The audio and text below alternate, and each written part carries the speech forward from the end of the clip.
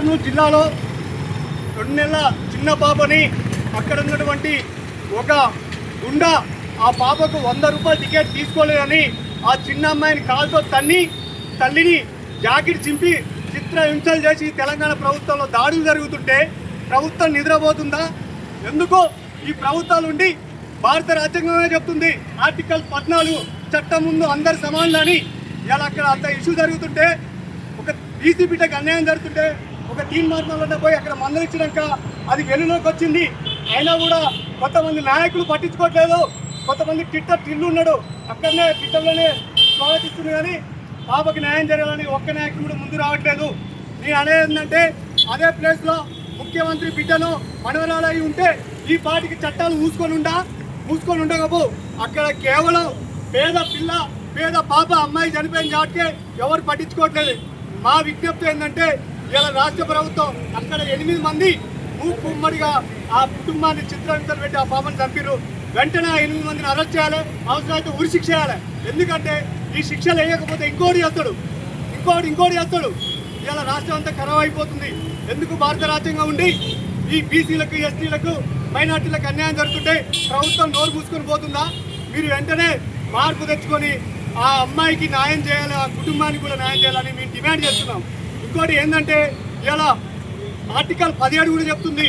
ఎందుకంటే అంటరానితనం నిషేధం అని ఆర్టికల్ 17 చెప్తుంది. దాన్ని ఉల్లంఘించి మీరు చేస్తున్నారు అంటే చట్టాలు మీ చేతిలో తీసుకుంటున్నారా? ఈ భారత రాజ్యాంగం ఉండి మీరు ఎందుకు దాన్ని గౌరవించకపోతే సీఎం చెట్ల కూర్చోండి, ఆ సీఎంకి రాజీనామా చేసి మూల కూర్చో. నీకు చేత కావచ్చు చెప్పు, మీ విద్యార్థుల చైర్లో కూర్చుంటా ముఖ్యమంత్రి చేయాలా? మా యూనివర్సిటీ ఒక మహిళా మంత్రి ఉంటుంది, మీరే కూర్చుంటా. మీకు చట్టాలు చేత కాకపోతే ఇవన్నీ మార్పు రావాలని కోరుతున్నాం.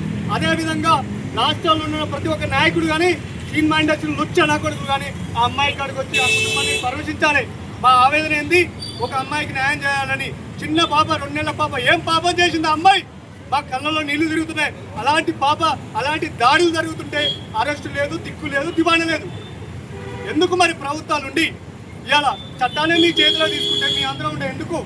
మాకు వెంటనే అక్కడ ఉన్నటువంటి వాళ్ళ కుటుంబానికి న్యాయం జరగాలి. రాష్ట్ర ప్రభుత్వం కూడా ఎవరెవరో తక్షణమే డీజీపీ ఏం చేస్తుండో మాకు అర్థం కావట్లేదు, అక్కడ ఉన్న సిఐ ఏం చేస్తుండో, ఎస్పీ ఏం చేస్తుండో మాకు ఏం అర్థం కావట్లేదు. పోలీస్ వ్యవస్థ తూటి మాడిపోయి పనికిరాని కేసులు పోయి పట్టుకొని వస్తారు. ఆడ అంత ఘోరం జరుగుతుంటే కూడా మీరు పట్టించుకోకపోతే ఎందుకు? ఇదంతా మార్పు రావాలి. ముఖ్యమంత్రి రేవంత్ రెడ్డి గారు, అదేవిధంగా టీఆర్ఎస్ పార్టీ అయినా, బీజేపీ పార్టీ అయినా, మీరు ఒక్కరు వచ్చి కూడా మందలియట్లేదు. మరి ఎందుకు మీరుండి గడ్డి పీకడానిక మిమ్మల్ని ఎన్నుకుంది రాజ్యాంగపరంగా? ఇవన్నీ మార్పు రావాలని మీకు కోరుతున్నాం. మా ఆవేదనతో మాట్లాడుతున్నాం.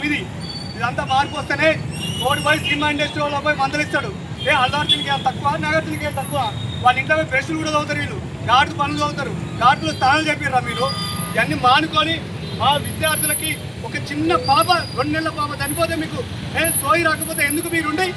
ఇవన్నీ మార్పు రావాలని మేము కోరుకుంటున్నాం. ప్రభుత్వం 2 కోట్ల రూపాయలు ఎమ్మటే ప్రభుత్వం ప్రకటించాలి. ప్రభుత్వం